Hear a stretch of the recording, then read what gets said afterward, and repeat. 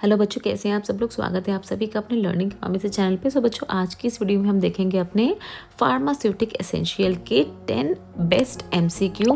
ये सारे ही आपके प्रीवियस ईयर के जो इंपॉर्टेंट एग्जाम्स हैं ना, उनमें सारे ही क्वेश्चंस पूछे जा चुके हैं।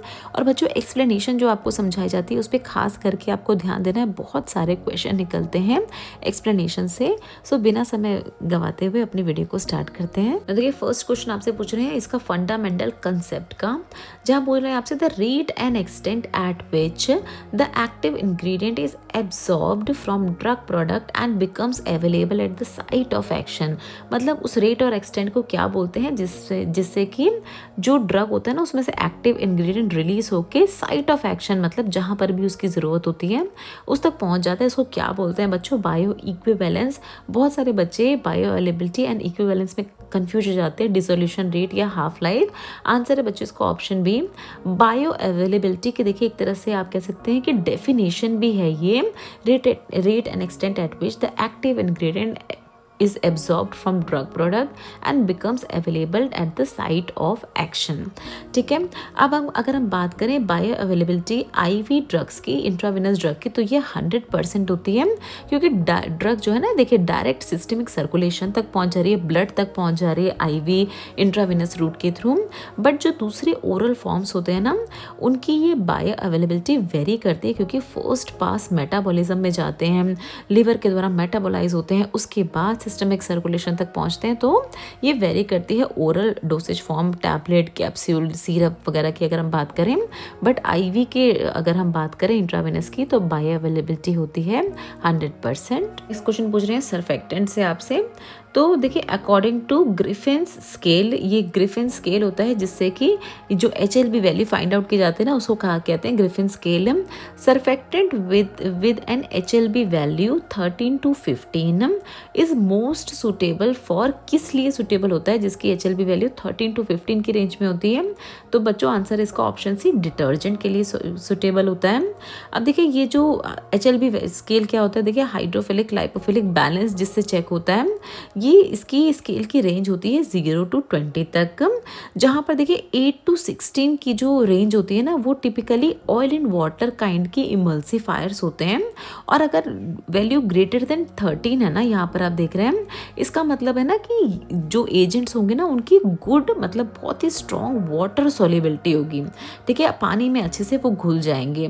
तो वाटर सॉल्युबिलिटी अच्छी है, मतलब ये सूटेबल है डिटर्जेंट के लिए। डिटर्जेंट क्या होते हैं ना, जब हम अपने कपड़े भिगोते हैं, जैसे मान लीजिए किसी सर्फ में हमने भिगोए हैं, तो वो जितने भी हमारे जो डर्ट पार्टिकल्स होते हैं ना, उसको सॉल्युबलाइज कर लेता है ना अपने अंदर, ताकि वो, तभी आपने देखा होगा कि डिटर्जेंट का पानी थोड़ी देर बाद ये ब्लैक ब्लैक सा होने लगता है, क्योंकि इम्प्योरिटी यहाँ पर जो उसने डर्ट था ना, उसको सोक कर लिया है। तो ये क्यों हो रहा है? क्योंकि इसकी गुड वाटर सॉल्युबिलिटी है, पानी में अच्छे से घुल गया है और अब इस तरह से स्टेन्स को निकालने का काम कर रहा है। तो आपको याद रखना है, अगर वैल्यू है 13 to 15, ग्रेटर देन 15, तो इसकी स्ट्रॉन्ग वाटर सॉल्युबिलिटी होगी और सुटेबल होंगी ये एज अ डिटर्जेंट। नेक्स्ट पूछ रहे हैं, देखिए the Bloom strength of gelatin used in manufacture of capsule shells. जो जिलेटिन की इस तरह से आपने देखे होंगे ना, जो हार्ड जिलेटिन और सॉफ्ट जिलेटिन कैप्सूल्स बनती हैं, तो उसमें बोल रहे हैं कि जो ब्लूम स्ट्रेंथ होती है इसकी जिलेटिन की, वो किस रेंज की होती है? तो आंसर है बच्चों इसका ऑप्शन भी 150 to 250 ग्राम होती है ब्लूम स्ट्रेंथ। अब देखिए, ब्लूम स्ट्रेंथ होती क्या है? ब्लूम स्ट्रेंथ मेजर होता है cohesive strength of cross linking in gelatin gel. मतलब जब जिलेटिन को मिक्स करके इस तरह से जेल बनाया जाता है ना, ताकि उससे कैप्सूल की, फिर जो अभी आप अपने लैब्स में भी करेंगे, किस तरह की मशीन में जिलेटिन का सॉल्यूशन डाला जाता है मोल्ड में, जिससे कि इस तरह की कैप्सूल की शेल बन के आ जाती है, और जिसमें फिर इस तरह से फिर मेडिकेशन को बाद में फिल किया जाता है। तो इसमें जो जिलेटिन की क्रॉस लिंकिंग, मतलब आसानी से आपस में जिलेटिन जो है ना, वो साथ में जुड़ के एक तरह की शेल बना दें, तो वो मेजर करता है इसकी ब्लूम स्ट्रेंथ। अगर देखिए हाई ब्लूम स्ट्रेंथ है ना, हाई ब्लूम स्ट्रेंथ जिलेटिन है ना, तो वो एक तरह की फर्म शेल प्रोवाइड करती है, मतलब एक तरह की स्टेबल जिलेटिन कैप्सूल बन के तैयार होगी, जो कि जिसमें कि इस तरह का प्रोडक्ट जो होता है, इस तरह की जो मेडिकेशन होती है ना, उसको फिल करना काफ़ी आसान हो जाएगा। वो टूटेगी नहीं, उसमें एक तरह से जैसे चिपचिपी नहीं होगी अगर वो उसकी प्रोसेसिंग के दौरान, क्योंकि ये जिलेटिन है ना, तो बहुत ज़्यादा चांसेस होते हैं कि शेल जो है ना, वो थोड़ी मूशी सी हो जाती है ना, थोड़ी चिपचिपी हो जाती है, स्टिकी सी हो जाती है, तो वो भी नहीं होगी। तो इसीलिए इसकी ब्लूम स्ट्रेंथ को रखा जाता है 150 to 250 ग्राम की रेंज में। पूछ रहे हैं आपसे पैरेंट्रल से, तो देखिए standard condition for moist heat sterilization यानी ऑटोक्लेविंग की क्या होती है स्टैंडर्ड कंडीशन। तो बच्चों आंसर इसका option B 121 degree Celsius for 15 minute at this pressure 15 psi pressure. अब यहाँ पर आप देखेंगे कि ये जो मॉइस्ट हीट स्टेरिलाइजेशन होती है ना, इसमें किस तरह से इस तरह का ऑटोक्लेव होता है जिसमें किस तरह से माइक्रोब्स मरते हैं। तो ये जो माइक्रोबियल प्रोटीन होते हैं ना, उनको कोएगुलेट कर लिया जाता है, इकट्ठा कर लिया जाता है, जिससे कि अब और माइक्रोब जो है ना वो ग्रो ना कर पाए, उनकी ग्रोथ ना हो पाए, और जो सॉल्यूशन ये जो भी प्रोडक्ट है ना वो स्टेरलाइज हो जाए प्रॉपर्ली। तो इसके लिए क्रिटिकल टेम्परेचर 121 डिग्री सेल्सियस को मेंटेन करके रखा जाता है, जिससे देखिए हाईली रेजिस्टेंट स्पोर्स जो बाकी किसी भी टेक्निक से नहीं किल हो रहे हैं, तो इन तरह के हाईली रेजिस्टेंट स्पोर्स जैसे बीम स्टेरोथर्मोफिलस जैसे जो स्पोर्स होते हैं उनको किल कर दिया जाता है इस तरह के क्रिटिकल टेम्परेचर पे। तो दैट इज़ वाई ये temperature 121 degree Celsius temperature maintain किया जाता है ऑटोक्लेविंग में। क्वेश्चन पूछ रहे हैं आपसे टैबलेट फॉर्मुलेशन का। क्वेश्चन है देखिए, which of the following is considered a super detergent. ठीक है, कौन क्या कंसिडर किया जाता है एज अ सुपर डिटर्जेंट।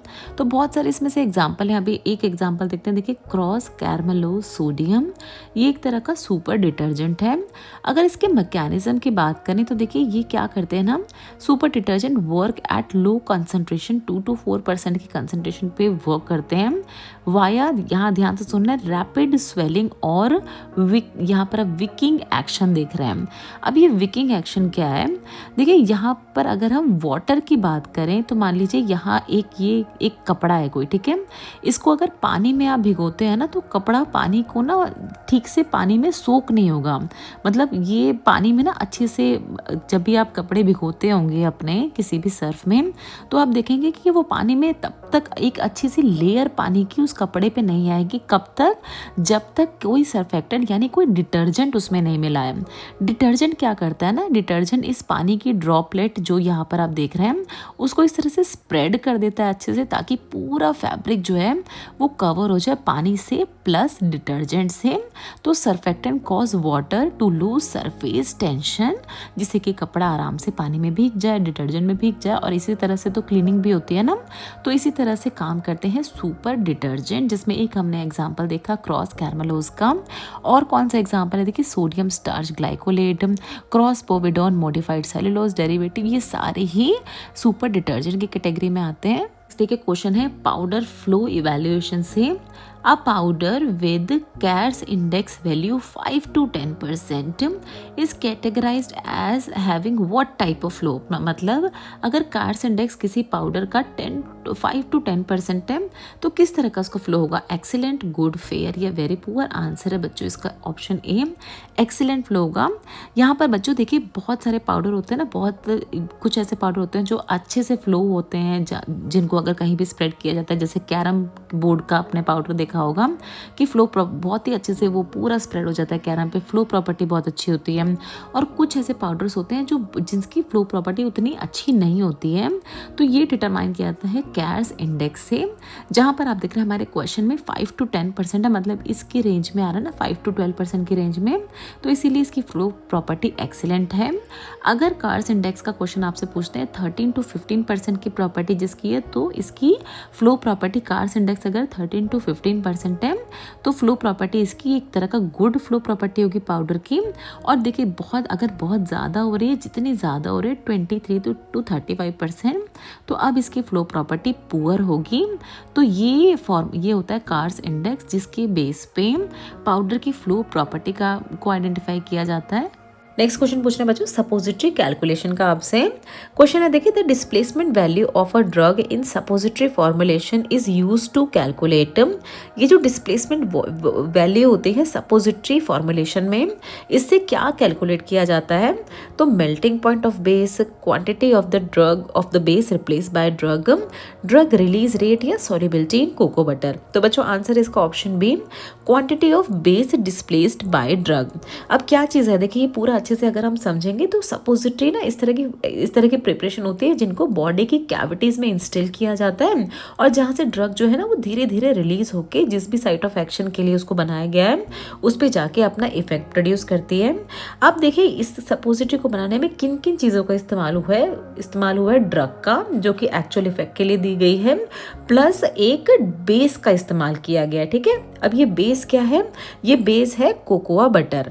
तो जब इस ड्रग को इस बेस में मिलाया गया तो इस बेस का कुछ अमाउंट जो है ना ड्रग ने डिस्प्लेस किया और ड्रग उसकी जगह पे आके बाइंड हुई, आप कह सकते हैं उसकी जगह पे आके इसने बेस की जगह ले ली। ठीक है, तो इसी जगह को कह रहे हैं डिस्प्लेसमेंट वैल्यू।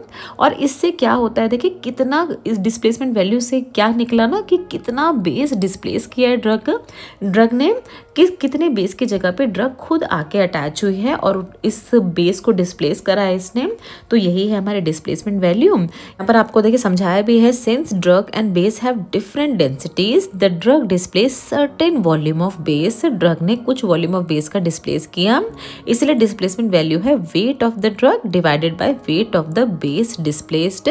तो ये फॉर्मूला भी आपको याद रखना है। और डिस्प्लेसमेंट वैल्यू क्या होती है वो हमने आपको बताई दी अभी। पूछ रहे हैं बच्चों आपसे कि which of the following polymer is most commonly use for enteric coated tablets के लिए। एंट्री कोटिंग टैबलेट क्या होती है? ऐसे टैबलेट होती हैं जिनमें इस तरह की कोटिंग की जाती है कि जब ये टैबलेट स्टमक तक पहुंचे ना तो इस पर कोई भी इफेक्ट ना हो, ये कोटिंग डिजॉल्व ना हो, बट जैसे ही ये इंटेस्टाइन में पहुंचे ये कोटिंग डिजॉल्व होने लगे और ड्रग रिलीज होने लगे इंटेस्टाइन में, और जहाँ से कि वो सिस्टिक मिक्स सर्कुलेशन के लिए एब्जॉर्ब होने लगे। तो इस तरह के बनाए जाते हैं एंटेरिक कोटेड टैबलेट। यहाँ पर यही लिखा है, देखिए ये एंटेरिक पॉलीमर्स इनसॉल्युबल होते हैं गैस्ट्रिक पीएच पे, एसिडिक पीएच पे, बट ये डिसॉल्व होने लगते हैं इंटेस्टाइनल पीएच पे ग्रेटर देन 5.5। तो इसके लिए बहुत ज़्यादा इस्तेमाल किया जाता है। देखिए सेलुलोज एसीटेट, फैथलेट यानी कैप जैसे पॉलीमर जो होते हैं ना उनका काफ़ी ज़्यादा इस्तेमाल किया जाता है इस तरह की एंटेरिक कोटेड टैबलेट्स बनाने के लिए। इस क्वेश्चन पूछना बच्चों आपसे ऑप्थेल्मिक प्रिपरेशन से। तो देखिए आई ड्रॉप्स को कितनी आइसोटोनिसिटी पे फिक्स किया जाता है लैक्रिमल सेक्रेशन से जो मैच करे, ताकि किसी भी तरह की इरिटेशन ना हो आंखों में इन तरह के आई ड्रॉप्स को डालने पे। तो आंसर है बच्चों को ऑप्शन सी 0.9% ऑफ NaCl पे इसकी आइसोटोनिसिटी मेंटेन की जाती है। आई ड्रॉप्स की हम बात कर रहे हैं। तो यहाँ पर देखिए अगर ये जो आई ड्रॉप का सॉल्यूशन है अगर वो हाइपोटोनिक या हाइपरटोनिक होगा, हाइपरटोनिक मतलब इस कंसंट्रेशन से ज़्यादा, हाइपोटोनिक मतलब इस 0.9% की कंसंट्रेशन से कम, दोनों ही केस में क्या होगा कि आई में काफ़ी ज़्यादा इरिटेशन होने लगती है। जो टिश्यू होते हैं ना उनको काफ़ी ज़्यादा डिस्कम्फर्ट होने लगता है। आई के टिश्यू की हम बात कर रहे हैं। आंखों में दर्द होना और आंखों में चुभन होना इस तरह की चीज़ें हो सकती हैं अगर आइसोटोनिसिटी प्रॉपर्ली मेंटेन या ना की जाए। तो इसीलिए जितनी भी आई ड्रॉप्स होती हैं उनकी आइसोटोनिसिटी को 0.9% ऑफ NaCl जैसा रखा जाता है। क्वेश्चन पूछ रहे हैं बच्चों आपसे क्वालिटी कंट्रोल का। द लैल टेस्ट जिसको देखिए लाइम्यूलस, बहुत सारे एग्जाम्स में इसकी फुल फॉर्म भी पूछते तो फुल फॉर्म भी आपको ध्यान से देखनी है। लाइम्यूलस अमीबोसाइट लाइसेट टेस्ट होता है, लाइम्यूलस अमीबोसाइट लाइसेट, इसको याद रखना है आपको। इसको किस चीज़ के डिटेक्शन के लिए परफॉर्म किया था इस टेस्ट को? तो viral contamination, particle matter, bacterial endotoxin यानी पायरोजन, या फंगल स्पोर। तो बच्चों आंसर देख ही रहे हैं आप अपने स्क्रीन पे, ऑप्शन सी पायरोजन्स यानी बैक्टीरियल एंडोटॉक्सिन को आइडेंटिफाई करने के लिए प्रिपरेशन में वो प्रेजेंट तो नहीं है, उसके लिए इसको किया जाता है। पायरोजन जैसे कि बहुत सारे बच्चों को पता होगा ये बॉडी टेम्परेचर को इंक्रीज करने का काम करते हैं। अगर किसी भी प्रिपरेशन में हो ना तो अगर वो प्रिपरेशन पर्सन को लगा दी जाए तो पर्सन की बॉडी का टेम्परेचर जो है वो इंक्रीज हो सकता है। तो ये पायरोजन जो है वो काफ़ी ज़्यादा रिस्की साबित हो सकते हैं अगर किसी भी प्रिपरेशन में ये किसी भी वजह से ग्रो हो गए या इनको किल नहीं किया गया। तो इसी को डिटेक्ट किया जाता है इस तरह के लाल टेस्ट से। तो देखिए ये लाल रिएजेंट जो है ये किससे डिराइव किया जाता है ये भी आपको पता होना चाहिए। तो blue blood of horse shoe crab से इसको लाल रिएजेंट को डिराइव किया जाता है, लिया जाता है। और ये अगर थोड़ा सा भी ये इस तरह का बैक्टीरियल एंडोटॉक्सिन यानी पायरोजन प्रिपरेशन में प्रेजेंट है ना, तो ये लाल रिएजेंट जब उस प्रिपरेशन में डाला जाता है तो ये क्लॉट होने लगते हैं। जो पूरी प्रिपरेशन है ना, उनमें एक तरह की क्लॉटिंग बनने लगती है, जिससे कि पता लगा लिया जाता है कि पायरोजन प्रेजेंट है इस प्रिपरेशन में। और फिर उस जो फर्दर स्टेप्स होते हैं उसके स्टरलाइजेशन के या फर्दर उसके क्लैरिफिकेशन के, वो किए जाते हैं। तो इसलिए काफ़ी इंपॉर्टेंट टेस्ट है ये। आप सेटअप देख रहे हैं, इस तरह से इस टेस्ट को परफॉर्म किया जाता है। Thank you so much for watching this video बच्चों। ऐसे बहुत सारे क्वेश्चंस ना फ्यूचर में भी लेके आते रहेंगे। काफ़ी ज़्यादा आपकी नॉलेज इंक्रीज होने वाली है जितने भी सेशन हम अपने आगे वाले आने वाले सेशन में कंप्लीट करेंगे। तो इस तरह से हमारे चैनल के साथ बने रहे। वीडियो चैनल पे पहली बार आए तो सब्सक्राइब कर लें, और कोई भी अगर आपके मन में डाउट रह गया तो नीचे दिए गए कमेंट सेक्शन में आप हमसे पूछ सकते हैं। So see you all in the next video बच्चों। Till then bye bye and take care.